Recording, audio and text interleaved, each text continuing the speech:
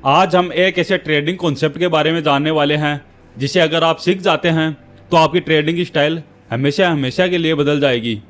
इस वीडियो में मैं आपको समझाऊंगा कि कैसे आप हायर टाइम फ्रेम से लेकर लोअर टाइम फ्रेम तक चार्ट का एनालिसिस कर सकते हैं और अपने ट्रेडिंग डिसीजन को बेहतर बना सकते हैं। तो सबसे पहले समझते हैं कि मल्टी टाइम फ्रेम एनालिसिस क्या होता है।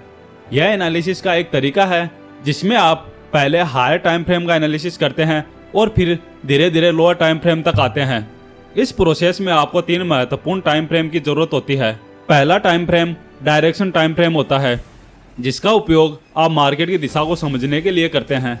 यानी आप देखते हैं कि प्राइस ऊपर जा रहा है, नीचे जा रहा है या साइडवेज मूव कर रहा है, जिससे आपको ओवरऑल ट्रेंड का आइडिया मिलता है। दूसरा time frame behaviour time frame होता है, जो प्राइस के बिहेवियर के बारे में डिटेल में बताता है। यानी प्राइस का मोमेंटम कैसा है, मार्केट स्ट्रक्चर ब्रेक हो रहा है या नहीं, वीक रिजेक्शन या डोजी कैंडल स्टिक्स दिख रहे हैं या नहीं, और मार्केट रिट्रेस कर रहा है या नहीं। तीसरा और आखिरी time frame entry time frame होता है, जिसमें आप एक्चुअल ट्रेड एंटर करते हैं। अगर प्राइस डाउन ट्रेंड में है तो आप सेल के लिए देखेंगे, और अगर अप ट्रेंड में है तो आप बाय करने के लिए देखेंगे। यह बहुत सिंपल है। यह जो टाइम फ्रेम आप इस्तेमाल करेंगे वह आपके ट्रेडिंग स्टाइल पर निर्भर करते हैं। मान लीजिए मैं इंट्राडे और स्विंग ट्रेडिंग का मिक्स उपयोग करता हूं, तो मैं 4 घंटे का टाइम फ्रेम डायरेक्शन के लिए, 1 घंटे का टाइम फ्रेम बिहेवियर के लिए और 15 मिनट का टाइम फ्रेम एंट्री के लिए उपयोग करता हूं।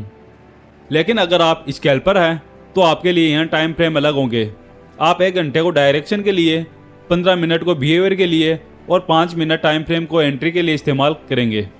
इसीलिए टाइम फ्रेम पूरी तरह से आपके ट्रेडिंग स्टाइल पर निर्भर करता है, लेकिन मैंने एग्जांपल देकर समझा दिया है जिससे आप अपने ट्रेडिंग स्टाइल के हिसाब से सही टाइम फ्रेम चुन सकते हैं। चलिए मल्टी टाइम फ्रेम एनालिसिस को शुरू करते हैं, जिसमें हम सबसे पहले 4 घंटे के टाइम फ्रेम को चुनेंगे ताकि हमें पता चल सके कि मार्केट इस समय किस दिशा में है। 4 घंटे का टाइम फ्रेम चुनने का सबसे बड़ा कारण यह है कि यह मार्केट का पूरा स्ट्रक्चर बता देता है कि अभी मार्केट किस दिशा में है। अगर आप 15 मिनट का टाइम फ्रेम का इस्तेमाल करते हैं तो हमें स्पष्ट दिशा का पता नहीं चलता है, क्योंकि प्राइस ऊपर नीचे कर रही होती है। इसीलिए दिशा को समझने के लिए हमेशा बड़े टाइम फ्रेम पर जाना बेहतर रहता है। आप में से ज़्यादातर लोग इस चार्ट को देखकर कंफ्यूज हो सकते हैं कि यहाँ प्राइस क्या कर रही है और हमें कैसे ट्रेंड लेना चाहिए, बाय करना है या सेल करना है या फिर अभी ट्रेड करना ही नहीं है। लेकिन यह चार्ट्स को देखने का गलत तरीका है, क्योंकि हम एक इंट्राडे या स्विंग ट्रेडर है। हमें बहुत पुराने चार्ट्स को नहीं देखना चाहिए। हमें यह ऑब्जर्व करना है कि हाल के समय में मार्केट की प्राइस कैसे बिहेव कर रही है। अगर हम ऐसा करने लगे तो हमारे चार्ट्स पर बहुत सारे सपोर्ट और रेजिस्टेंस लाइंस बन जाएगी, जिससे आपका चार्ट बहुत जटिल हो जाएगा और आप ट्रेडिंग डिसीजन नहीं ले पाएंगे।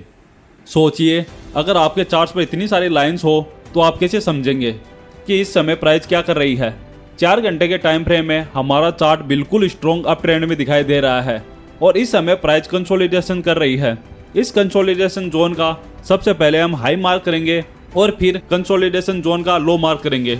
चार्ट्स पर इन दोनों लाइंस को बनाकर हम वेट करेंगे। सबसे पहले हम मार्केट को डिसाइड करने देंगे कि उसे किस दिशा में जाना है। इस समय मार्केट दोनों तरफ जा सकती है, या तो अपना ट्रेंड कंटिन्यू कर सकती है या फिर यहाँ से रिवर्स डाउन कर सकती है। अगर मैं इस समय लाइव ट्रेड में होता तो मैं पहले 4 घंटे के टाइम फ्रेम में कैंडल स्टिक को दोनों लाइंस के बाहर क्लोज होने का इंतजार करता, तभी हम डिसाइड करते कि हमें बाय करना है या फिर सेल। अगले कुछ कैंडल्स में प्राइस लोअर लो के नीचे कैंडल क्लोज करती है। ऐसे समय में ज़्यादातर नए ट्रेडर्स सेल पोजीशन में एंटर करते हैं। मैं चाहता हूं कि आप ध्यान से देखें कि इसके बाद प्राइस क्या करती है। अगले ही कैंडल में एक बड़ी ग्रीन बुलिश कैंडल बनती है। अब जो मैं आपको बताने वाला हूं उसे ध्यान से सुने, क्योंकि यह चीज़ आपकी ट्रेडिंग स्टाइल को हमेशा के लिए बदल सकती है। मैं आपको एक सीक्रेट टिप्स दे रहा हूं, वो भी बिल्कुल फ्री में। अभी चार्ट्स 4 घंटे के टाइम फ्रेम में है और हम देख सकते हैं कि ये एक स्ट्रॉन्ग अप ट्रेंड है। लेकिन जैसे ही चार्ट्स को 1 घंटे के टाइम फ्रेम में बदलते हैं तो हमें दिखता है कि प्राइस धीरे धीरे नीचे की तरफ जा रही है। और जब हम 1 घंटे के टाइम फ्रेम को 15 मिनट के टाइम फ्रेम में बदलते हैं तो हमें चार्ट्स पर एक स्ट्रॉन्ग डाउन ट्रेंड दिखता है। यह आपको कंफ्यूज कर सकती है कि 4 घंटे के टाइम फ्रेम में प्राइस अप ट्रेंड दिखा रही है, लेकिन 1 घंटे और 15 मिनट के टाइम फ्रेम में प्राइस डाउन ट्रेंड शो कर रहा है। ऐसा क्यों हो रहा है, इसे समझिए। जब प्राइस 4 घंटे के टाइम फ्रेम में थी तो लास्ट कुछ कैंडल्स में प्राइस रिट्रेसमेंट या पुल बैक ले रही थी। इसी पुल बैक को छोटे टाइम फ्रेम में देखने पर यह हमें डाउन ट्रेंड जैसा दिखाई देता है। एक बात हमेशा ध्यान रखें, हायर टाइम फ्रेम हमेशा छोटे टाइम फ्रेम के ट्रेंड से ज़्यादा मजबूत होता है। इस सिचुएशन में 4 घंटे का टाइम फ्रेम 1 घंटे के टाइम फ्रेम से और 15 मिनट के टाइम फ्रेम से ज़्यादा स्ट्रॉन्ग होगा, और 1 घंटे का टाइम फ्रेम 15 मिनट के टाइम फ्रेम से ज़्यादा स्ट्रॉन्ग होगा। इसीलिए हम ट्रेड भी उसी डायरेक्शन में लेंगे जिसमें बड़े टाइम फ्रेम का ट्रेंड चल रहा हो।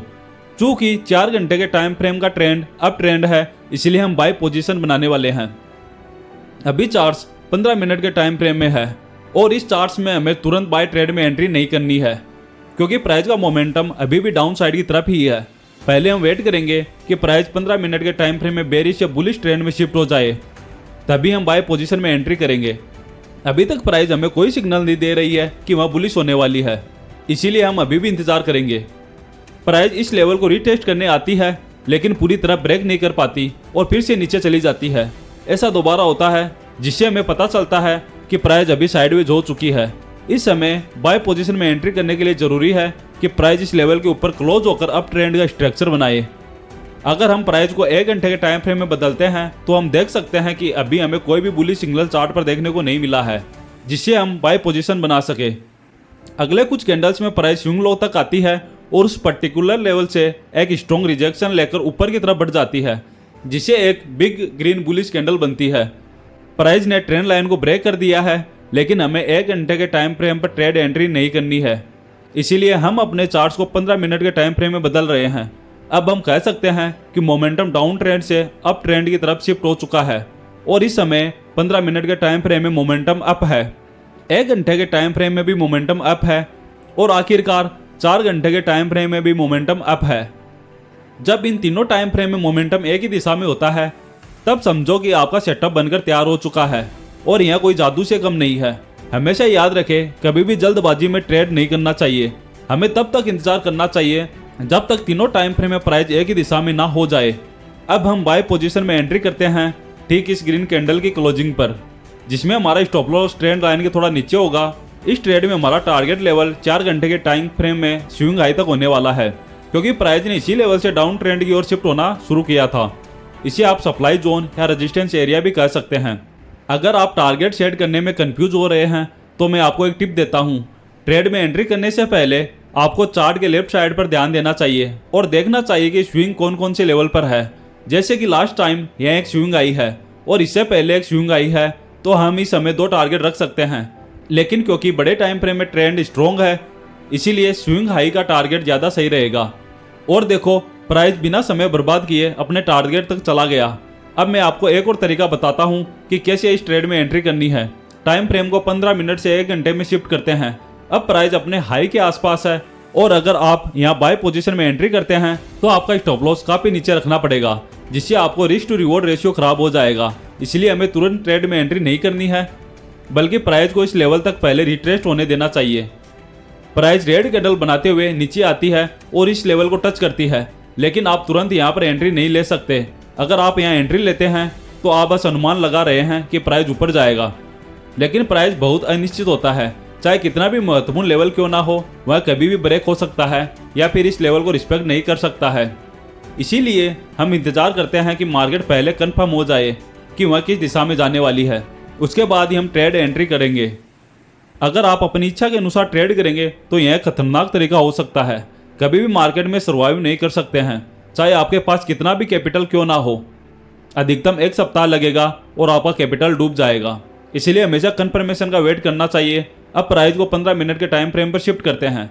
अगर आप देख रहे हैं कि प्राइस अभी भी डाउन ट्रेड में है तो हमें कुछ नहीं करना चाहिए जब तक हमें इस लेवल के ऊपर एक स्ट्रॉन्ग ग्रीन कैंडल के साथ प्राइस क्लोज नहीं कर जाती, तब तक इंतजार करना जरूरी है। एक बार फिर प्राइस प्रीवियस स्विंग लो को ब्रेक करती है और अगले कुछ कैंडल्स में एक स्ट्रॉन्ग ग्रीन कैंडल बनाते हुए ऊपर की तरफ जाती है और इस लेवल के ऊपर स्ट्रॉन्ग क्लोज हो जाती है। यहाँ पर एक कारण है कि प्राइस पर्टिकुलर इसी लेवल से रिवर्स क्यों हुआ। जैसे ही हम चार्ट्स को बड़े टाइम फ्रेम पर शिफ्ट करते हैं तो चार्ट्स के लेफ्ट साइड में एक डिमांड जोन नजर आता है। हम यहाँ सप्लाई और डिमांड जोन कैसे ड्रॉ करते हैं इस पर चर्चा नहीं करेंगे, क्योंकि मैंने इस टॉपिक पर पहले ही एक डिटेल वीडियो बना दिया है। आप चैनल पर जाकर वह वीडियो देख सकते हैं। मैं चाहता हूँ कि आप इस स्थिति को ध्यान से देखें और इसे उस वीडियो से लिंक कर पाए जो मैंने पहले बनाया है। अब हमारे पास 3 कन्फर्मेशन है। फर्स्ट, 15 मिनट के टाइम फ्रेम में ट्रेंड अप है, सेकंड 1 घंटे के टाइम फ्रेम में भी ट्रेंड अप है और थर्ड 4 घंटे के टाइम फ्रेम में भी ट्रेंड अप है। हम जानते हैं कि हमारे सेटअप के लिए एक जादू की तरह काम करता है। इस कैंडल की क्लोजिंग पर हम बाय एंट्री करेंगे, जिससे हमारा स्टॉप लॉस कैंडल के लो के पास होगा और take profit next swing high पर होगा। अगर हम बड़े टाइम फ्रेम पर देखें तो यह हमारा एक की लेवल है जहां तक प्राइस जा सकती है। आप देख सकते हैं कि प्राइस वैसे ही करता है, धीरे धीरे मार्केट स्ट्रक्चर बनाते हुए ऊपर की तरफ उस लेवल को टच करती है जिससे हमारा टारगेट हिट हो जाता है और हम प्रॉफिट बुक कर लेते हैं। यह ट्रेडिंग स्ट्रेटेजी मेरे लिए सबसे अच्छा काम करती है क्योंकि मैं एक इंट्राडे के साथ साथ एक स्विंग ट्रेडर भी हूँ। लेकिन जब आप इस स्ट्रेटेजी को उपयोग में लाएंगे तो अपने ट्रेडिंग स्टाइल के अनुसार टाइम फ्रेम को चेंज कर सकते हैं। अगर आपको यह वीडियो अच्छी लगी तो वीडियो को लाइक और फ्री में प्राइस एक्शन ट्रेडिंग सीखने के लिए चैनल को सब्सक्राइब जरूर करें। धन्यवाद दोस्तों।